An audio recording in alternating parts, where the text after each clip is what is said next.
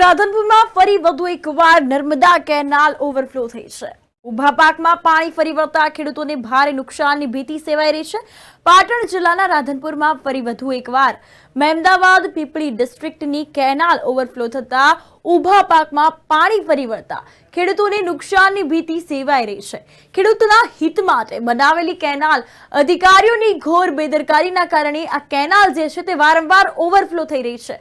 હાલ આ canal overflow થતા 15 વીઘા જમીનમાં પાણી ફરી વળ્યું છે, જેના પગલે ખેડૂતોને મોટા પ્રમાણમાં નુકસાન થયું છે। ખેડૂતોના મતે અધિકારીઓ અને કોન્ટ્રાક્ટરોની બેદરકારીના કારણે વારંવાર કેનાલ ઓવરફ્લો થઈ રહી છે, જેનું નુકસાન તેઓને વેઠવું પડી રહ્યું છે।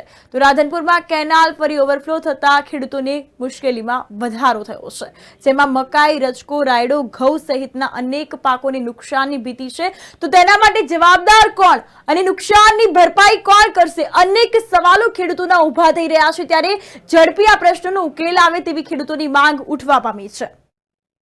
ખેતર પાસેથી કેનાલ નીકળી છે, જેથી કારણે અમારા ખેતરમાં નુકસાન થાય છે અને રાતના 3 વાગે ઓવરફ્લો કેનાલ થતાં અમારા ખેતરોમાં પાણી ભરાઈ ગયું છે।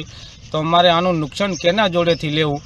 ત્યાં પાણી છોડનારા કનેથી લેવું કે કોન્ટ્રાક્ટર કનેથી લેવું કે આગળ પાણી જાય એના કનેથી? કેનાલ ચાલે એનો અમને કાંઈ વાંધો નથી, પણ માપની છોડે તો સારું। અમારા ખેતરોમાં બહુ નુકસાન થયું છે। કયા કયા પાકને નુકસાન થયું છે?